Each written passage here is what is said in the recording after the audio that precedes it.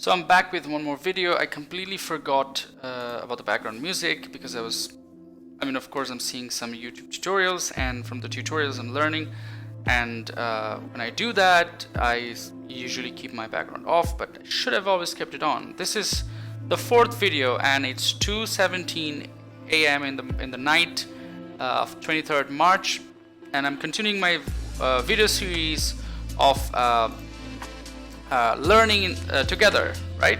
So we were learning about music production, and in music production I'm just going to lower my volume a bit so that you can actually hear me better.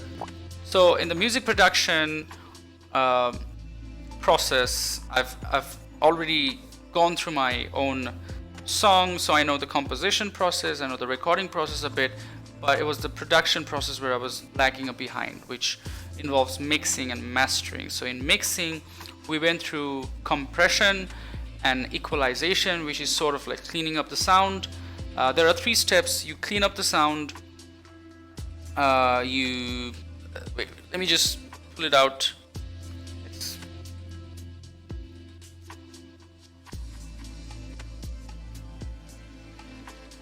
Yeah, so there are 3 steps. We have a document here where we kind of wrote down the three steps. First is sound leveling. Sound leveling is compression. Cleaning up sound is more like equalization. If you want to learn more about that, you should see my other 2 videos that I've published right before this one, where I talk about the sound leveling with compression and also equalization. I also spoke a bit about the guitar sound in particular, like how I can use the guitar, how I can process guitar compression on guitar. And now this video is going to be mainly about, it's going to be 2:18. I'm going to need to follow timestamp because my phone's out of charge and I can't keep log of that. So it's 2:18 now. Let me just look at my OBS time to know better. It's 2 minutes. Okay. All right.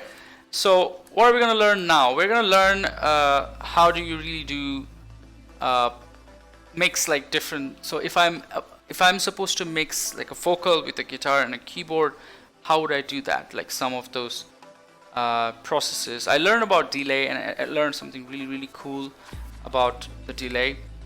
So let's learn about vocals, vocal processing. FL Studio. Let's see what In The Mix has in store for us. I can also do something. I've been following In The Mix. Michael is the person, if I remember correctly. How to mix vocals like a pro, made simple, 25 minutes. How to use Fruity Reverb to Studio Basics. I think we've already gone through that. And then how to mix vocals like a pro, any genre, Jonas, Aden. There are maybe for exploration purpose we should seek some other things, but I can go to In The Mix's video channel, YouTube channel, and search in his channel and just search vocal and see what he has for vocals. He's got vocal processing, thickness, clarity. I think I've gone through this video already. 7 essential vocal recording tips. How to tune vocals. I've also gone through that. How to record vocals. Studio vocal mixing, how to DS. I think I know how to do that. The DS thing is something I don't usually use. I want to use that on my vocals. Vocal reverb, sidechain for clarity and depth. This is something might be useful. So I'm going to go click this video and watch this.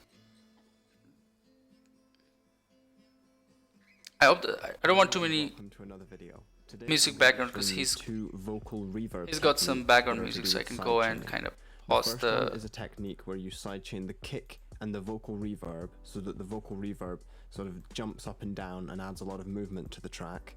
And the second technique is where you sidechain the vocal and the vocal reverb together, so that the vocal reverb ducks whilst the singer is singing, and then it sort of swells up in between phrases. If this is your first time... So this is something I've noticed from professional sound, and I didn't know how to do that. Like when I add a reverb to my vocals, then it feels like the reverb is there all the time. But and then when I'm done with singing, in between the phrases, there's pretty much no reverb. Or what I mean to say is if I add a lot of reverb to cover those gaps, then it overlaps when you're singing. So this is interesting. It kind of only fills up the gaps. So this, if I can learn that, it'll be very cool. So I'm just doing another timestamp here. It's 2222222. It's like 18 plus 2, so that's going to be 6 minutes. Anyways, let's continue. Effect, sends, or sidechaining, I'd recommend watching the video that I'm going to link at the top of the description. And just here, it's a very quick introduction to sends and sidechaining inside FL Studio, and that will. Okay, so I'm gonna need to watch that video, the sidechaining thing, because I can't skip it. It's something I needed to learn. So sidechaining and vocals. So I'm gonna quickly skip to sidechaining. So I'm just gonna say sidechaining. Hello and welcome back to another FL Studio 20 Basics video. Today I'm going to be showing you two really simple methods of sidechaining in FL Studio 20. The first method involves setting up a sidechain using the Fruity limiter, and the second easy method uses a plugin called Growspeed. In order to sidechain, you're going to need to know what you want to sidechain. So usually this will be a kick and a bass, and every time the kick hits, you will be taking away volume from the bass, but you can sidechain anything. It could be a super saw, you could be sidechaining a snare to a guitar, it could be absolutely anything. In my case, I'm going to be sidechaining kick and bass, so I need to make sure that I've sent the kick and the bass to a unique place. So I'm going to need to adjust my camera here, because his webcam is showing up, so I want to put my one down so you only see me. It doesn't overlap with him. And then from the mixer, I'm going to take my kick, and I'm going to find where the bass is, which is over here. It's called sub. I'm going to go down to this little arrow at the bottom. I'm going to right click and select sidechain to this track. You can see that it's... So the way the sidechain works is whatever you want to sidechain to, you select that channel first, like that's your selected channel. And then whatever your side channel to, you go click on that arrow and then say sidechain to the current track. So it's something. Right now I don't have FL open, so I'm gonna practice it, try it later when I have Windows, when I'm using it. Waveform information. If you turn this dial round, the volume will be sent to the sub channel, but we don't want this for this technique, so keep this all the way down. I want to hear that again. Huh? Huh? Sorry about the interruption. It's only the waveform information. If you turn this dial round, okay, I have to understand this again. It's connected by this green cable. At the moment, no volume is being sent from the kick to the sub channel. It's only the waveform information. If you turn this dial round, the volume will be sent to the sub channel, but we don't want this for this technique, so keep this all the way down at 0. I'll pause a moment. I'll be back.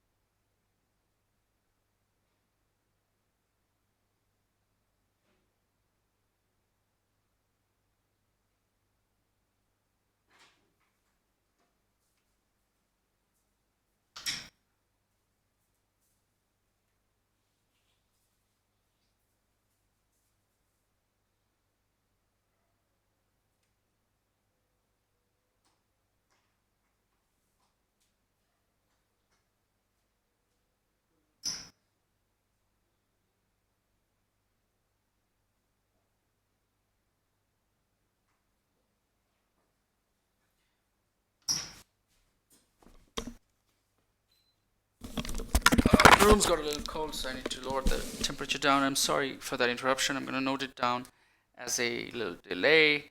That's 26, so it's going to be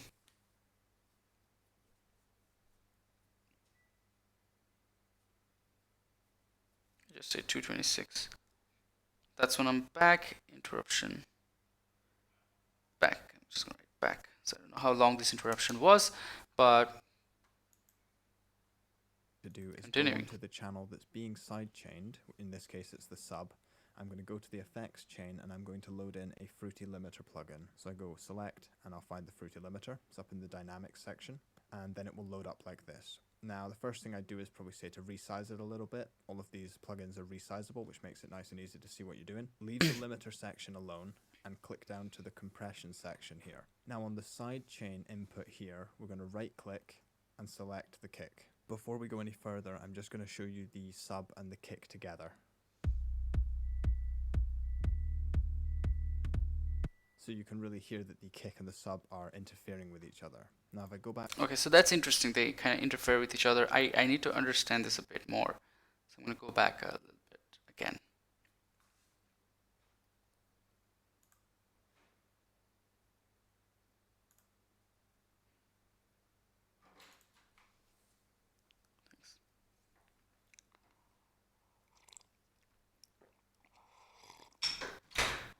To load in a Fruity Limiter plugin. So I go select and I'll find the Fruity Limiter. It's up in the dynamics section and then it will load up like this. Now the first thing I do is probably... So I need to understand where he added the Fruity Limiter. In the dynamics section and then it will load up.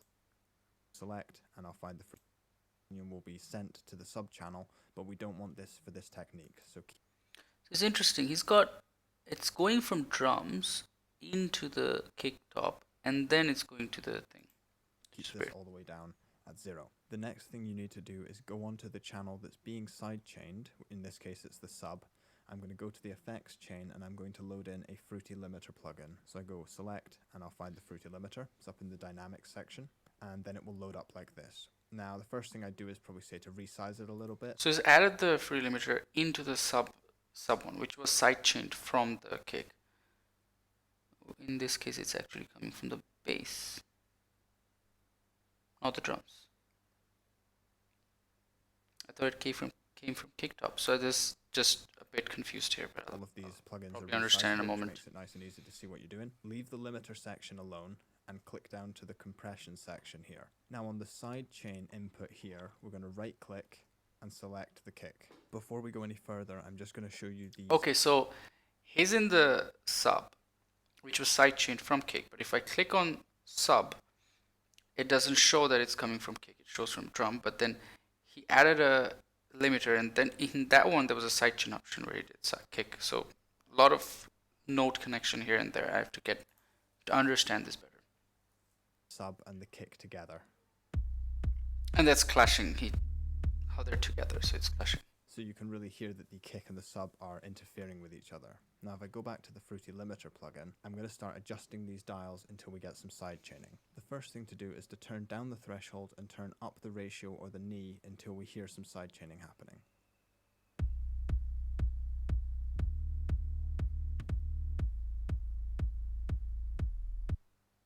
And already you can see visibly that volume is being taken away from the sub here. I'm also going to open up this Aden that I have loaded here after the sub to show you visibly what's happening to the waveform. The signal without sidechaining will look like this.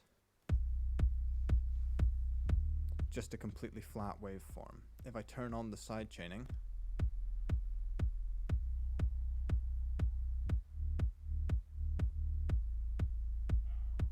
we can see by comparing the two waveforms that without sidechaining we just have a solid sub, and then with the sidechaining, volume is being taken away from the start to give space to the kick. At this point we have some basic sidechaining going, but you'll want to listen to the whole song and adjust the attack and release and the sustain and all the other dials together until it's really working with your song. The one thing I would mention is that if you make the release too short, it's going to start distorting your sub bass, so you want to make sure that you have a decent release time. That distortion might actually be favorable in your song, but most of the time it isn't. Now I'm going to listen to the whole mix and I'm going to see if I can get this sounding the way that I want.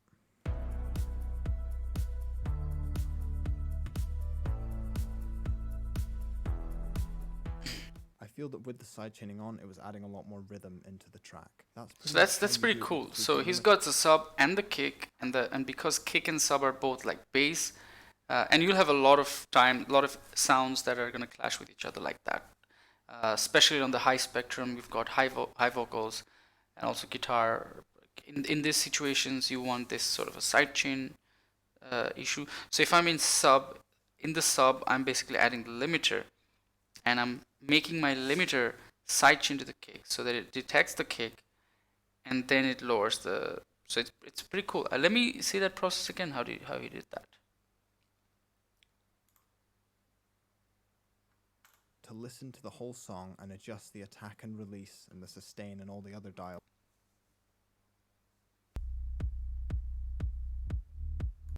to show you visibly what's happening. Sidechaining. The first thing to do is to turn down the threshold and turn up the ratio or the knee until we hear some sidechaining happening.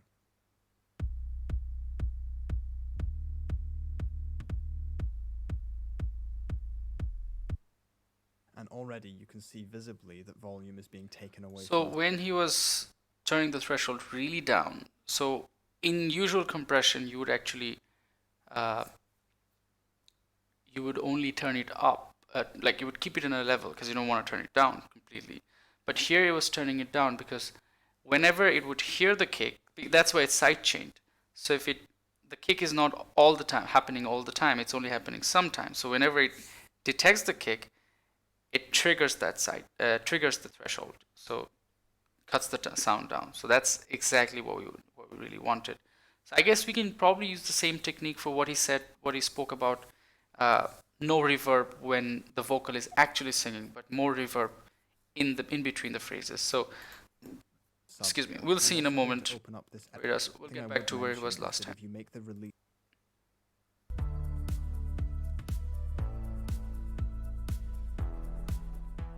I feel that with the sidechaining on, it was adding a lot more rhythm into the track. That's pretty much how you do it with the fruity limiter method, and I'd just like to remind you that you can sidechain anything to anything else. In this case, it was just a sub, but I could have sidechained my entire bass channel. I could make a separate subgroup just for instruments or elements that I want to sidechain, and I could use any trigger to sidechain that. It doesn't have to be a kick, it could be a snare, it could be a shaker, it could be a guitar. Trust me, all of these things work great in different situations. Now on to part 2, and this is sort of a cheats method, but it works great for any kind of 4 on the floor rhythm or sort of repeated kick patterns. So you can ignore the sidechaining from the past, it's not important, so I'm going to unlink it, and all you have to do is look at the channel that you'd like to be sidechained, and in a new effects slot I'm going to add the Grossbeat plugin, or Grossbeat, I'm not entirely sure how it's pronounced. It's in miscellaneous down here, and again this interface is completely resizable. So Grossbeat, I'm going to note it down. We have the time manipulation section, we don't need to look at that. Down here we have the volume manipulation. So I'm just doing some timestamps. It's 2:34. Grossbeat, and before that he was talking about compression, kick, sub.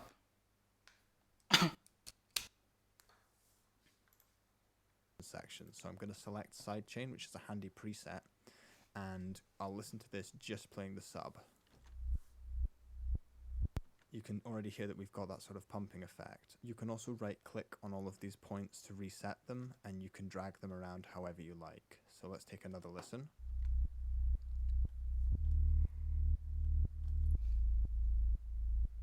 And really sort of tailor it to the sound you want. And when you're doing this, it's okay to listen in solo to get started, but like anything else, you want to listen to everything together and see whether it sounds good in the context of the mix. So you can really get a feel for which sort of curves work in your song. And the only other point I'd mention about this one is that there's a few handy dials down here that can really help you shape the sound. I'm going to use the Edison again to show you the differences that these dials make. This volume dial here is pretty much a wet and dry effect, so you can have full sidechaining or none, or anywhere in between.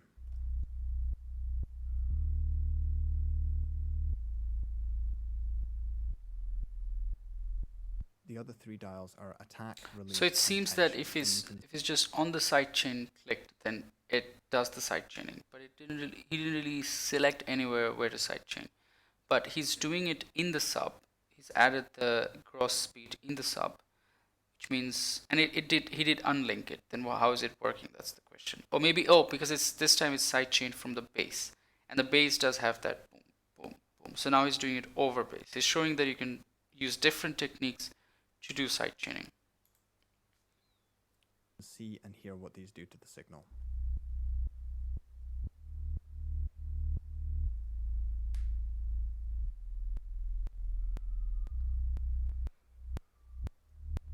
You can see that between all of those controls, you have the ability to really manipulate this the way you want. The last thing I'd mention is all of those sort of clicks and pops and sort of sucking up and down sounds that you sort of heard there. They're not always as bad as they sound when you play everything together. Often they are completely masked, and when you've got the kick playing on top of them, you'd never know it's there anyway, so you can try to minimize that, but it's not always as essential, and this is why it really is important to listen to everything together when you're sidechaining. So that's it for this video. I hope you've learned two. So this one was more of just about sidechain, and we're gonna go back to our vocal thing because that's where we're actually bringing clarity and depth. So going back, this is gonna be 237.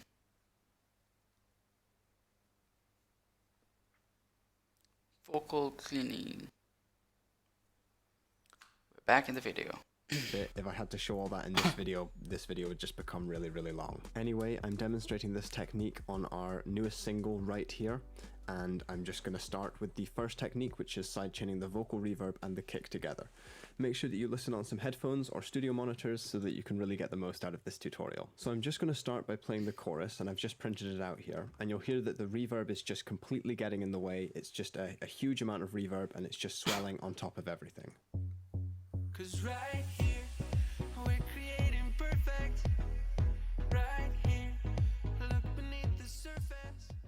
And the problem here is that the vocal and the reverb in the track just starts losing all of its definition. The reverb is just swelling on top of everything, and it makes it quite confusing because you've got all this heavy percussion and you've got this kick coming through, but it's not really doing anything. It's not commanding the track. So what you can do is use a sidechain to try and control this reverb. So I have the main vocal going to this track here, the one that says chorus, and then I have it sent to various different reverbs and delays.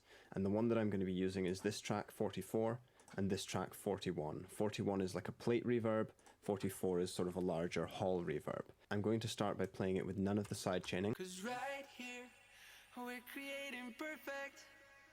Right here, look beneath. And the reverb just sort of trails on throughout the whole song. With the sidechaining, 'Cause right here, we're creating perfect. Right here, look beneath the surface. if I add a few more tracks in and play it without the sidechaining, Perfect. Right here, look beneath the surface. Right here, and then with the sidechaining, perfect. Right here, look beneath the surface. This is so clear, yeah. Right here. it just immediately adds an awful lot more movement and rhythm to the song. To do this technique, it's very important that you have the main vocal on one track and your reverbs on an effect send on another track. So I'm going to go to where I have the reverb, which is this one here.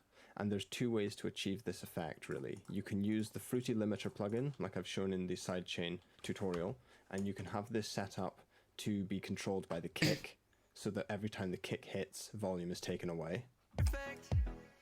Right here, look beneath the surface. Or if you just have a 4 on the floor kick like this one is, you can simply use the Gross Beat plugin on the sidechaining preset and then just pull these tokens up a little bit. Perfect. Right here. Let's do a before and after comparison, so without the reverb sidechain, then with it. So let's start without. Perfect. Right here, look beneath the surface. Perfect. Right here, look beneath the surface. Right. It's very apparent when you start listening to the percussion and sort of getting behind the groove of the track. The one with the sidechain just bounces a little bit more, and the one without just sort of swells and doesn't really make as much sense. Especially on the end of the word surface, it just bounces up and down with the sidechain an awful lot. Surface. Surface. Right here. And I know we deserve this. Don't you worry, my. Don't you worry, my dear.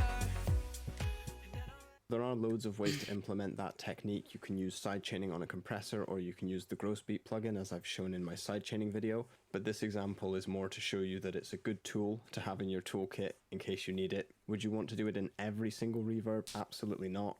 A lot of the time this wouldn't make any sense, but when it's a sort of bouncy electronic pop song like this, it really fits in well. So let's talk about that second technique that I mentioned at the start, which was making the vocal reverb duck when the singer is singing and then making it swell up in between phrases. And in this song, on the verse, we had an awful lot of reverb because we were trying to make it sound very spatial and just generally special, I suppose. So in this case, to try and control it, there was two things we did. One was some volume automation to actually ride up the volume of the reverb in between takes, but there's also some sidechain compression going on. So let's take a look at which tracks we're using. We're using track 31, which is the verse, and then I'm really looking at the whole reverb, which is on track 40. Drowning out the darkness without a light. So if I go onto the whole reverb, I have a Fruity limiter set up, and it's on the compression side, and then on the sidechain input, I right click and I've selected the verse, and what I've done is lowered the threshold and increased the ratio until I have some compression going on when he's singing. Drowning out the darkness without a light. None of it matters, no, none of it matters by our side. Hopefully you could hear the result there, but what you can also see on this graph is that as soon as he starts singing, the vocal reverb ducks down, and then as he stops singing, it starts trailing up again, and all of the volume is allowed through. Sometimes this is a really good way to keep the main vocal sounding clear and distinct so that you... Oh, this is a very good tutorial. I want to make sure I am adding this to my research list. So I'm going to call this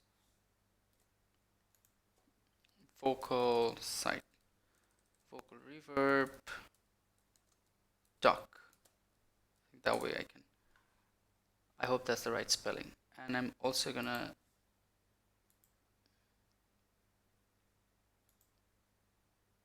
the sidechain video as well, so that's a useful video.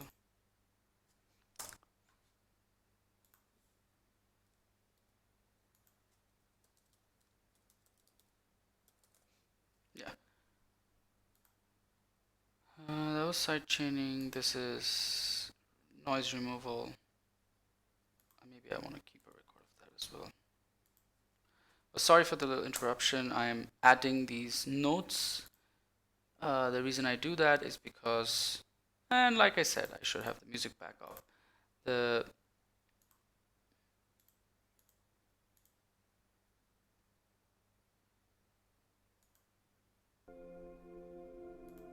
reason I do that is because noise removal. So I have a list of my research noise removal from vocals.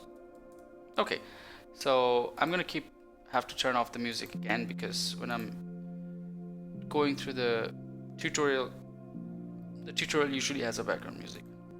Can actually make out what words are being sung while still having this really spatial and wide and consuming reverb flooding up in between each phrase. In this song, what we ended up doing along with the sidechaining was actually just automating the volume of the reverb as well, just to make it even smoother. So we would take the reverb down when he's singing, and then at the end of a phrase just sort of flood it up. Drowning out the darkness without a light. And when you play everything else along with it, Drowning out the darkness without a light. it just gives this really special effect here. But when he is singing, there's not like the reverb. So the thing is, when he's singing, there's clarity to his singing. You hear the singing, but when he's done singing, the reverb comes in and gives you the spatial thing. So it's pretty cool. Isn't consuming everything. You can still make out what he's saying. Drowning out the darkness without a light. Whereas if the vocal reverb was high the whole time, like it would be, Drowning out the darkness without a light. So this is on top of him using the compression. The compression was there. It's still limiting it, but yet the clarity goes away when he's singing. So this automation is really helpful. it would just be a complete mess. Everything might sound really cool for a second or two, but you really can't make out what he's singing, and you lose a lot of the special qualities of the voice as well. Depending on your song, the singing style, the tempo, and which compressors you're using, you might find it a lot easier to use the sidechain compression method where you set it up, or I'm you gonna go might right just find important it a lot here easier for to just this make one. an automation clip and control the volume with that. I don't This is a particularly favor very one technique over the other, but sometimes I just really can't get the important compression tutorial. working, and it's actually just quicker to draw it in with automation, and sometimes you can set the compressor and it just works for you really well. And the most important thing to remember with both of these techniques is that all the time I'm just trying to do what I think or what we think is the most appropriate thing for the song. If the arrangement was a lot more sparse in the chorus, I wouldn't be doing crazy side chaining on the vocal reverb. I would just be letting the reverb this was a very good lesson for me. But because there was this heavy electronic kick and there's these synth stabs and this sort of groovy bass line, and it makes sense to have it. So I'm really taking like one instrument at a time, like vocals. But it's, I mean, in the process I also, and I did guitar before, and in the process I also learned how when the percussion, the bass and the rhythm, when there's a rhythm, if you also take away like, let's say your sub or your bass, something that, or like your synth, the synth is going, then it's the sync is ducking based on the kick, then you get the rhythm there. It's really cool. Side chaining can be used in a lot of different things. Because I don't often view reverb as a rhythmic element. Delay makes sense because it's timed and you can have all sorts of crazy rhythms going on, but with a reverb we tend to just view it as, you know, extra space, width or depth. But using side chaining on a reverb, you can actually make reverb become a rhythmic and moving element of your mix. So not only is he cleaning up the noise, like not only is he making the vocals be clear, bring clarity, but he's also, because the reverb is like all the way there, it's like a synth, it's like always there. He's bringing the rhythmic element into the reverb, but that's really cool. And it doesn't really cover delay. So we've kind of covered reverb here, if you think about it, because we've been just working with delay and we were missing reverb. Let's go back and see what he's got in his playlist of vocals. We had two vocals playlists. One was the basic YouTube search result and the other one was in his channel. And in this one we got, that's where we found this video. We're still following that because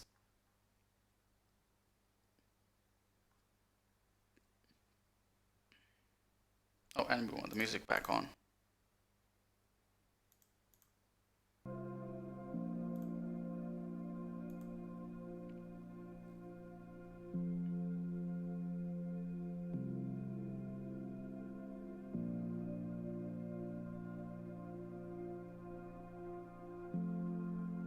We watched a video on FL Studio delay too. Now he's talking about the reverb. So maybe because we just learned about sidechain, maybe watching this video would be helpful, learning a bit about the reverb. So I'm just going to keep it open, maybe come back to it a bit later.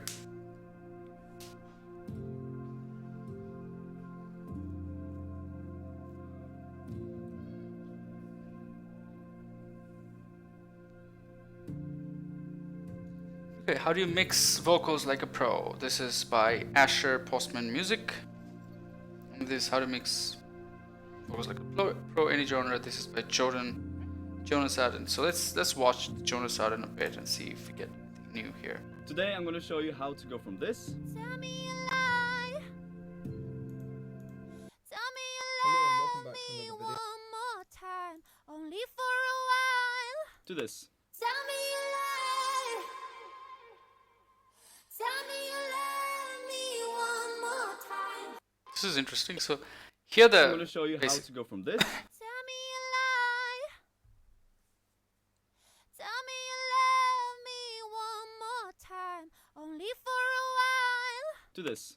Tell me you lie. Tell me you love me one more time, only for a while. Oh, and also some effect stuff like this.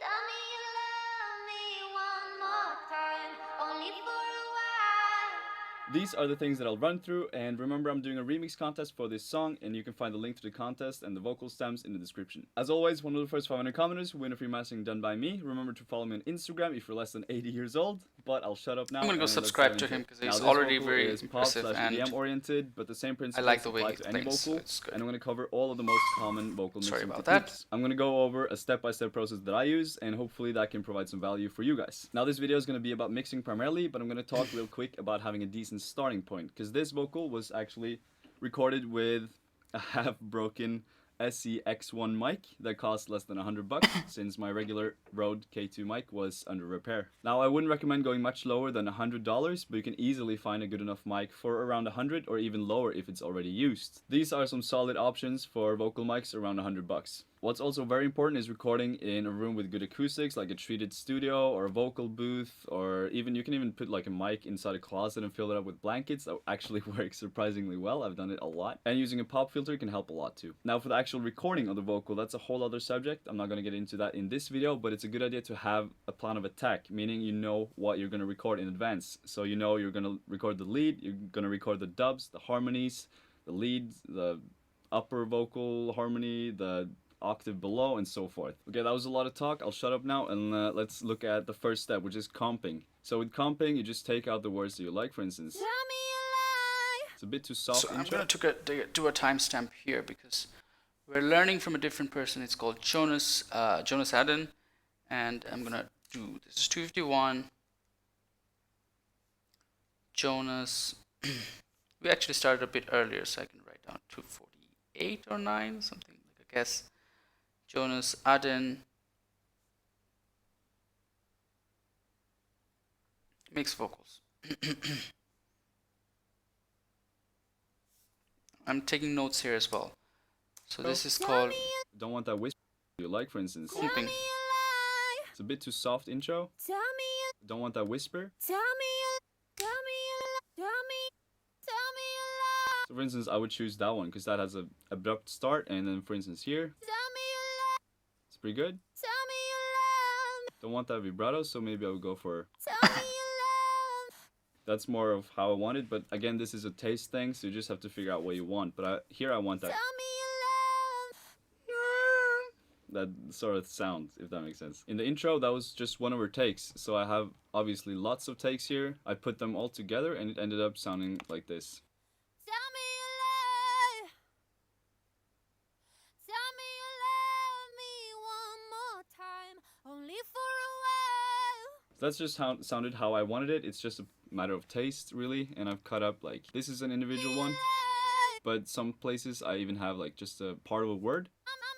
So it's just fine-tuning what you like. And also shout out to the singer, Alida. She's amazing. She's the best. And I love her so much. I'll link her in the description. Amazing writer, amazing vocalist. Please do check her out. She's the reason why I didn't have to do too much comping here. So that was quickly comping. Now the next step is balancing. So comping is a lot of takes and taking the part you like. That's something really I don't use as much. What I It's mean fine. by that I'm gonna is you use that balance just the as much. volume of everything, so it sounds natural, pretty much. So for instance, these dubs, you see that they have huge volume discrepancies. I've automated them to be more fluent. Now, a lot of people just slap on a compressor, and that can be fine, but I prefer doing it this way before fitting it into the compressor, or else the compressor will overreact, and it will just start sounding unnatural, and I just feel like this creates a better result. Tell me a lie. Just so it sounds flat and it's more controlled. And I've done this with every single layer, pretty much.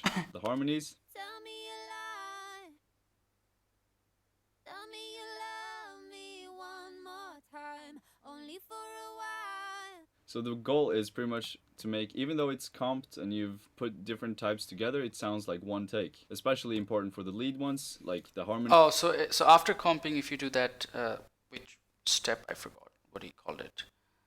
Go back a bit. What's the word? Balancing. So balancing after comping is again, because these are taken in different takes, they're gonna have different volume levels. So not using compression, but using manual volume control, so that sometimes he says compression can make it too unnatural or something.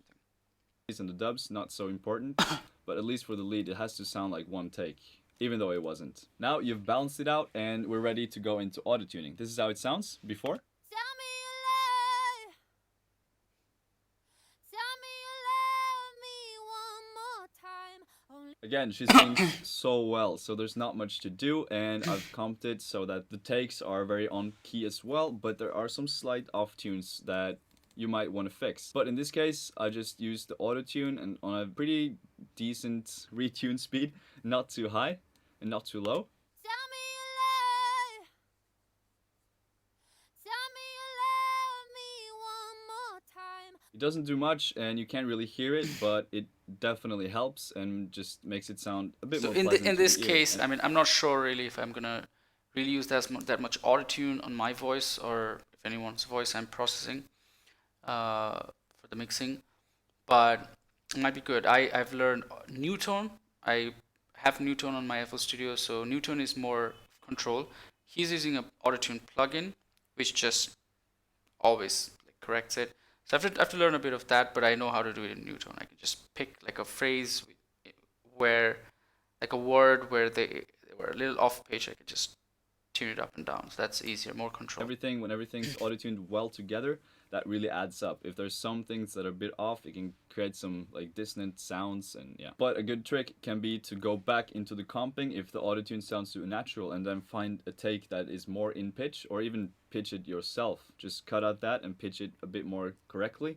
That can be a good way to make it sound more natural. If you need more autotune, or you want to fine tune it or add vibrato, remove vibrato, then you can use a graph mode in an autotune. Now I like this graph mode in autotune, but I usually use the Waves autotune graph mode, or even Melodyne is very good as well. Now I'm gonna try and make this video as friendly for everyone, even if you just have the stock plugins. So if you don't have any autotune, I've done this trick myself a lot, and it can work very well. Is you just input the vocal melody in like a sine wave or a piano, and then you actually go in and cut it up and just pitch every single phrase by themselves. It can actually create a very good result, and I've done it on a lot of vocals myself. For instance, Strangers Do, I think I did that on almost the whole vocal. It works especially well if the singer is on key a lot, but it's a nice trick that you can use. It takes some more time obviously, but it works if you don't have any autotune. Now we've autotuned it, it sounds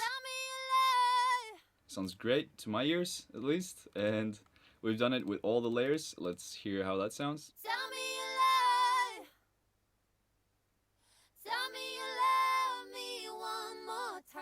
He doesn't go on to speak about where he got the other layers from. There are different takes, probably they're in different octaves, but he doesn't speak about that and much. auto-tuned every single layer by themselves. So for instance, the left dub, it's a bit Okay, off so there's a left the dub. right dub. Doesn't matter too much with dubs and harmonies. Another harmony. Bottom layer. I've auto-tuned them by themselves, because if you auto-tune more than one signal, it gets messy and it sounds horrible. So now that we have the vocals in key, it's time to remove the things we don't want. This means EQing everything you don't need, and I've done this over multiple EQs, but for instance, this one is a starter, where I've taken out a lot of notches. The way that you do this is just have a really high Q, and you put a notch and you go through.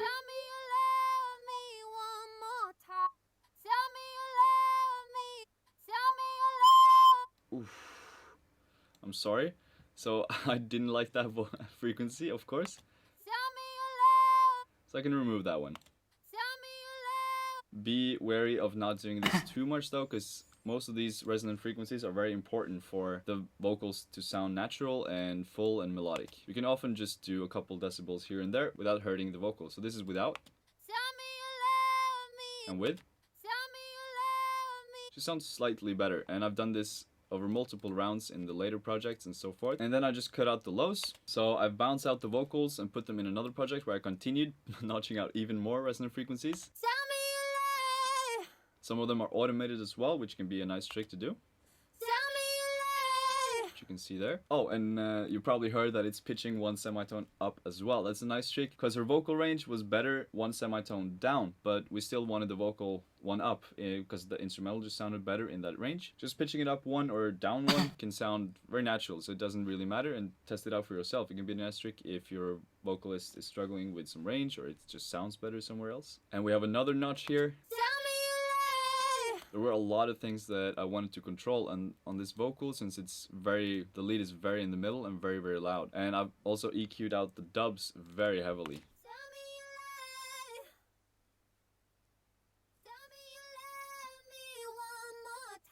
It's to the point where it doesn't even sound good anymore, but they're there to support the lead layer, so they sound bad on their own, but with the vocal they really help bring that out.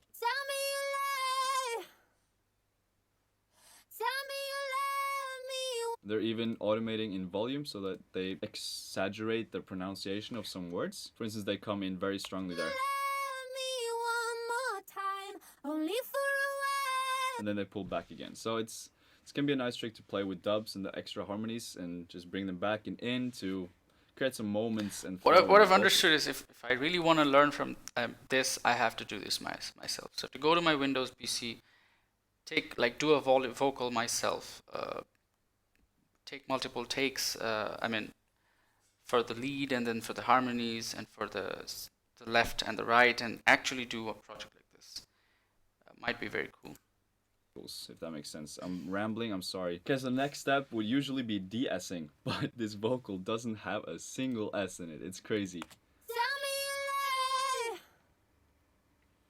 Tell me you love me one more time, only for a while. It's pretty much just some T's and stuff that I've notched out with resonance frequencies notches, and I've automated the volume of some of the words to make them pop out a bit more.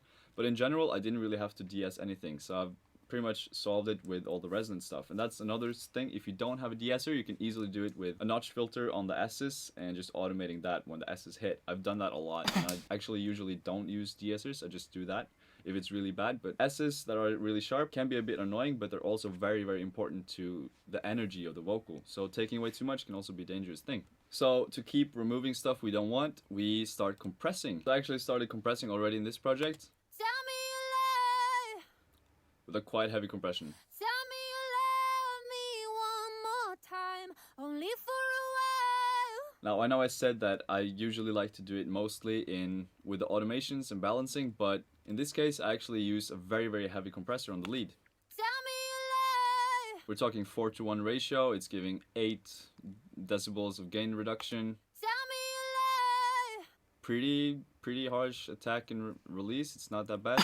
The thing is that this is parallel compression, so it has this button where you can pull back the dry and wet, so it's putting back in the compressed signal to the dry signal. So that's a very nice trick. This is how it sounds 100% wet. Tell me you lie. It sounds way too compressed and flat and squashed, and this is dry. Tell me you lie. It needs controlling, so just bringing it back in to 50. Tell me you lie. In my opinion, sounds like a sweet spot, so that can be a nice technique if you don't want to go too ham on the compression. Depending on what compressor you have, I would just do a threshold so that it hits maybe around 4 decibels of gain reduction, a ratio of 2 maybe. It's a nice one. An attack that is maybe a bit higher than this, but I would just experiment, and it's a bit of a tasting. How squashed do you want your vocals to be? There's another trick I've done here, which is using a PSP vintage warmer. Now what this does is act as a saturator, exciter sort of thing, and this So is now he's without. doing compression. Obviously way less volume, but Tell me you lie. it just gives the track a bit more spark, and it actually acts sort of as a compressor actually, which then feeds into the real compressor by adding more harmonics and excitement and just squashing the vocal just a bit, which I like. So try experiment with your distortion tools, and just having a little spark can be a nice touch to give it some more energy. And for the other layers, I've compressed them even harder. For instance, the harmonies and dubs, Tell me you lie. they have 100% wet on the same sort of, I think it's the same settings, yeah? That's just to squash them completely, because these are just support layers. They don't have to sound natural, and they can just be, in this case, I wanted them squashed to just do their job and be as low as possible in the mix. So now we've removed stuff we don't want, it's time to add stuff that we want. Oh, never mind, let's just go through quickly stereo imaging, because we have a lot of layers to balance in the mix, and I think that's an important aspect as well. So what I've done here is, obviously the dubs are to either side, super wide, and they're obviously different takes, so they sound even wider and a bit off timing. And then we have the deep layers, the bottom layer, the high layer. They're both in the middle alongside the lead. But other than that, we have harmonies. That one's 50%, I think, sort of 50% to that side, and the other harmony is 50% to this side. So all the other layers except the lead sound like this.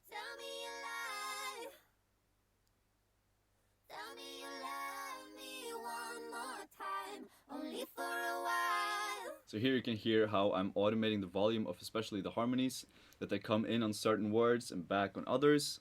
And I think that's a very important trick that you can use. And they give, when they're this spread across the stereo field, you can easily add effects, and you can easily have the lead being in the middle. So there's lots of room for the lead. But yeah, let's add some stuff. So what I've done here is added a CQ. Now you can use any EQ you want. I just really like the sound of this one. Just gives it some spark, then all the layers go into this mix bus. The first thing that I have here is actually a boosting of the sides. And without. Tell me you love. Just wanted it to be a bit wider, and that only affects the sides, so it doesn't affect the middle. It basically just makes the dubs and harmonies a bit louder, but I was just lazy and I just slapped that on. And then we have the reverbs. Reverb is a huge subject to go into, but I think the most important thing is to keep in mind what kind of vocal it is and what you want with it. This vocal, I wanted really big epic sound, so I have two reverbs. One is a bit shorter, 1.5 seconds decay. Tell me you lie. Still pretty long, and it has a lot of highs in it still, but still some pre-delay, so it doesn't interfere too much with the vocal. Pretty low mix. And then I have another reverb that is way longer, 2.5 seconds, super long, but I've cut out more of the highs, so it doesn't interfere too much with the mix, and a really long pre-delay, so it really stays in the background. But that's sort of the bigger vibe, and then we have this shorter reverb in front. Tell me you lie. This is without. Tell me you lie. And then with. Tell me you lie. Can't really hear it, but it adds some extra like chamber cave feeling to it. Now with reverb, there aren't really any rules. I would only try to make it not overlap the vocal itself. So He's you can do using a that by different sort of a compressing it, reverb, so I really have to compressing learn the that. reverb to but- the vocal. You can have a longer I guess we can do it pre-delay with as I reverb did too as here, well. or you can even just automate the wet and dry, which is something that I do most of the time. I didn't do it here for some reason. And also filtering it correctly is a very important way of getting things to sound right. If your reverb doesn't have any filter options, what you can do is link the vocal to a send channel. You put 100% reverb on that, and then you put an EQ after that, and you can just automate it and filter it how you like. And what I like to do is after I get the reverb right, then I put a delay before the reverb so that the delay gets affected by the reverb as well, but I like to get the reverb right first. And in this case, I tried to fit the tempo and fit the vibe and just have a regular quarter note, long feedback delay. It's a single echo, it's not ping-ponged or anything. It's Tell me you lie. Tell me you love me one more time. Only And what I've done is automate the mix a lot, since the feedback is obviously very, very long and it's going to clutter it a lot. And I've also cut it out a lot. So this is how it sounds. And without. It also has this filter saturated thing, radio style filter, but again you can use the same trick as with the reverb, send it to a channel and then filter it to your liking. But I think that's a good idea. But I think the most important part again is just to keep it away from the vocal itself and have it automate, as I've done here, in between where you want it to actually hit. me one more time. Only for a while. And to finish off the vocal bus, I just have an EQ taking out some of the highs because I just felt there were too many highs really. Tell me you lie. So you can always just end up like tweaking it and treating it as a mastered track after you're done. Let's go into some of the other stuff that I've done with the vocal, with like a vocoder and stuff like that. This is how that sounds.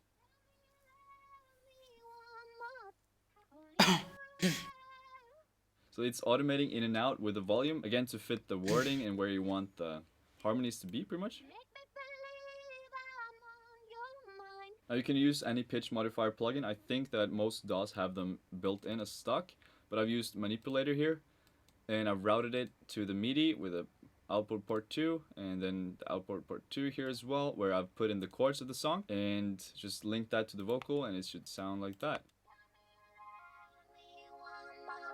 And I've EQ'd it heavily so it sounds really ugly, but it just I did that to have it fit the rest of the track pretty much. So this is how that looks. But the most satisfying thing in my opinion here is the vocoder hit that comes here. So what I did was I took that one, I rendered that one out and I stretched it so it's like time, and I added a lot of reverb and a lot of delay to really accentuate that hit. Let's hear it with the rest of the vocals. Love me one more time. Only for a while. Without that hit, Love me one more time. Only for a just really wanted that time to be super accentuated, and with the rest of the instrumental actually you can hear it without Love me one more time. Only for and then with. Love me one more time. Only for Just adds a slight touch, and these things can mean a lot in the bigger picture of the song. So doing things like that can help a lot. And I'm going to show you another thing that I did in the second verse here. Tell me you love me one more time. Only for a while. Just cut out a lot of highs, a lot of lows, made it sort of a radio style filter, and in the context of the song, it just gave it some different character. Tell me you lie. Tell me you love me one more time, only for a while. Without it, it would sound like this. Tell me you love me one more time. And I wanted something different for the second verse, so don't be afraid to experiment with filters, radio style stuff, vocoders. There are no rules, just play around with it and have fun. And I hope I gave you some ideas to what you can do with vocals. Please like This is a good video. I would like to add this to the research. It says like a pro, makes vocal like a pro. And Control K. Makes vocal like a pro. Jonas. Yeah, I've got my other research done. So I've pretty much done a lot of things. I'm gonna end this video right here because it's been pretty long here as well. So I'm gonna close this and thank you for joining me on this video.